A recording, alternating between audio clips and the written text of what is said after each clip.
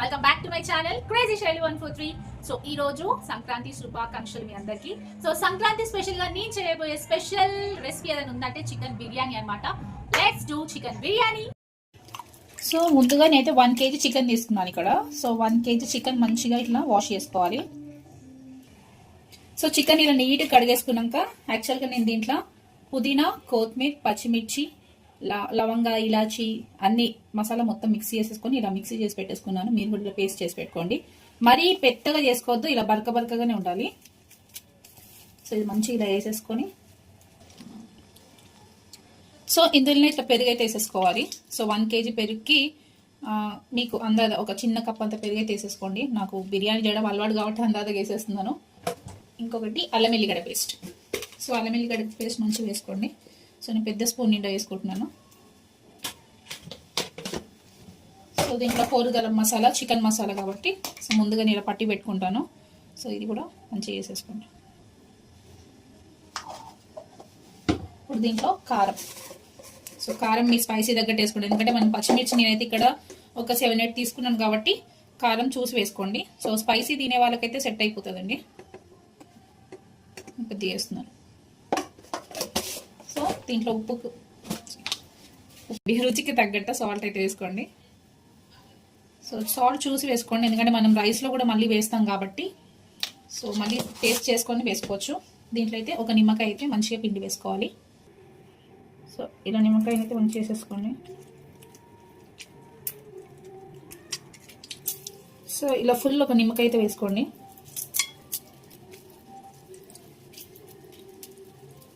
So ముందుగా మనం దీన్ని నేనైతే ఒక బిర్యానీ ఇంకొక 1 hour తర్వాత చేస్తాను కాబట్టి మ్యాగ్నేట్ చేసి పెట్టుకుంటున్నాను. ఒకవేళ ఎవరైనా ఇంకా ఎర్లీ మార్నింగ్ చేసుకునే వాళ్ళైతే మంచిగా నైట్ మంచిగా ఇలా అన్ని మిక్స్ చేసేసుకొని డీప్ ఫ్రిడ్జ్లో పెట్టేసుకోండి. డీప్ ఫ్రిడ్జ్ అంటే నార్మల్గా పెట్టుకోండి.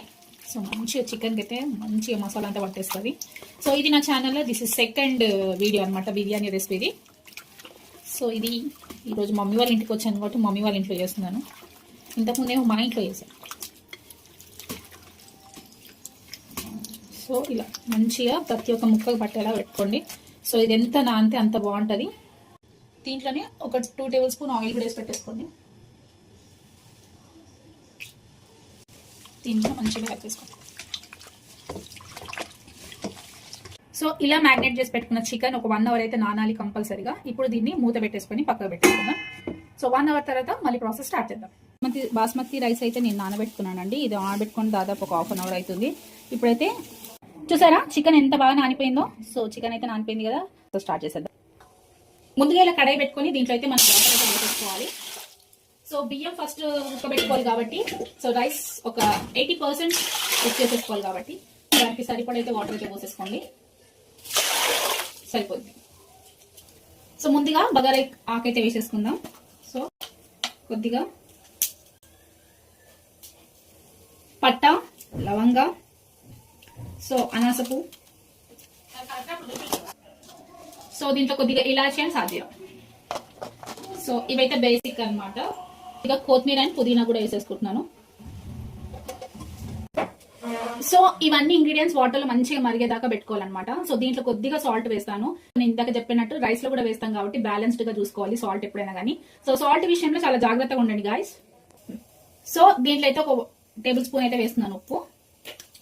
యాక్చువల్గా ఇక్కడ నేను ఏం చేస్తున్నానంటే మనం మ్యాగ్నేట్ చేసి పెట్టుకున్న చికెన్ ని ఒక్క 10 minutes అయితే నేను చిన్న మంట మీద అయితే దీన్ని మగ్గిస్తాను అనమాట. సో చిన్నగా మంట మీద పెట్టేసుకొని దీన్ని ఒక 10 నిమిషాలు మగ్గించుకుంటాను. అలాగే పచ్చి చికెన్ వేయను నేను. సో చాలా మంది ఏంటంటే డైరెక్ట్ గా పచ్చి చికెన్ వేసేసి వండేస్తుంటారు. ఆ టేస్ట్ కూడా బాగుంటది. సో అలా వండుకునే వాళ్ళు ఇలా కూడా ట్రై చేయండి. ఇలా కూడా చాలా మంది చేస్తుంటారు నాకు తెలిసి మాత్రం. సో దీనైతే ఒక 10 నిమిషాలు ఒక చిన్న ఫ్లేమ్ పెట్టుకొని 10 నిమిషాలు అయితే మగ్గించేసుకుందాం. సో శుభ్రంగా వాటర్ అయితే మరిగిపోయాయి కదా. సో మనం ముందుగా నానబెట్టుకున్న బాస్మతి రైస్ అయితే వేసేసుకుంటున్నాను. అయితే సో మనం వేసుకున్న బియ్యాన్ని ఒక 80% అయితే కుక్ చేసుకోవాల్సి వస్తుంది. సో ఒక 80% కుక్ చేసుకోండి. మిగతా 20% మనం దమ్ చేస్తాం కాబట్టి అప్పుడు సెట్ అయిపోతుంది అనమాట. సో ఇదిగోండి చికెన్ కూడా. సో మాక్సిమం నేనైతే ఇలా చేస్తాను. ఒక్కొక్కసారి ఉడకబెట్టకుండా చేస్తాను, ఒక్కొక్కసారి ఉడకబెట్టి చేస్తాను. సో ఇలా చేస్తున్నాను అనమాట. మా ఇంట్లో వాళ్ళకి ఇలా చేస్తే చాలా ఇష్టంగా తింటారు మా అన్నయ్య వాళ్ళందరూ. సో గాయస్ చూసారా, ఇప్పుడైతే రైస్ అయితే చూసారా ఒక 80% కుక్ అయిపోయింది. సో రైస్ మనకి ఎలా చెక్ చేసుకోవాలంటే ఇలా అంటే రైస్ తుంచితే ఇరిగిపోతే సో మనకి 80% కుక్ అయిపోయినట్టే రైస్. సో ఇప్పుడైతే దీన్ని మనము ఇంకొక బౌల్లోకి వడగట్టుకుందాం. రైస్ అంతా ఇలా రైస్ అంతా ఇంకొక దాంట్లోకి అయితే మనం షిఫ్ట్ చేసుకోవాలి. సో ఇప్పుడు ప్రాసెస్ స్టార్ట్ చేద్దామండి. యాక్చువల్ గా ఇప్పుడు రైస్ వండుకున్నాం కదా, దీన్ని అయితే ఫస్ట్ బేస్ గా కింద వేసుకోవాలి. సో కొద్దిగా రైస్ అనేది కింద వేసుకొని దీన్ని ఈవెన్ గా ఇలా స్ప్రెడ్ చేసుకోవాలి. ఉడకబెట్టుకున్నాము చికెన్ మొత్తం ఇందులో అయితే ట్రాన్స్ఫర్ చేస్తున్నాము. సో ఇప్పుడు ఈ చికెన్ లో వచ్చిన వాటర్ ఉంది కదా, ఆ వాటర్ కి రైస్ మొత్తం దమ్ అయిపోతుంది అనమాట.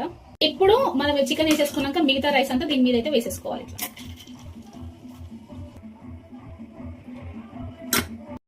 ఇలా మిగతా రైస్ మొత్తం ఇట్లా ఈవెన్ గా ఇలా స్ప్రెడ్ చేసుకోవడమే.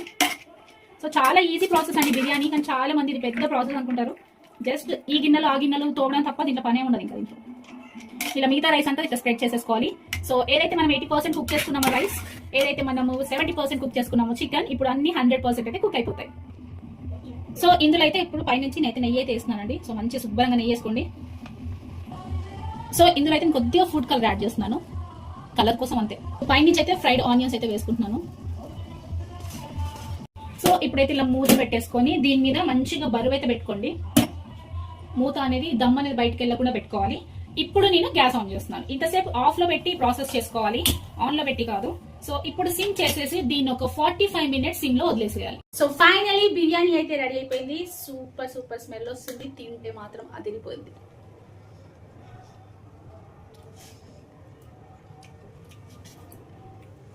సూపర్. సో ఈ సంక్రాంతికి మీరేం స్పెషల్ చేసుకున్నారో తప్పకుండా కామెంట్ సెక్షన్ లో కామెంట్ చేయండి. Like, share, comment and subscribe. Thank you for watching.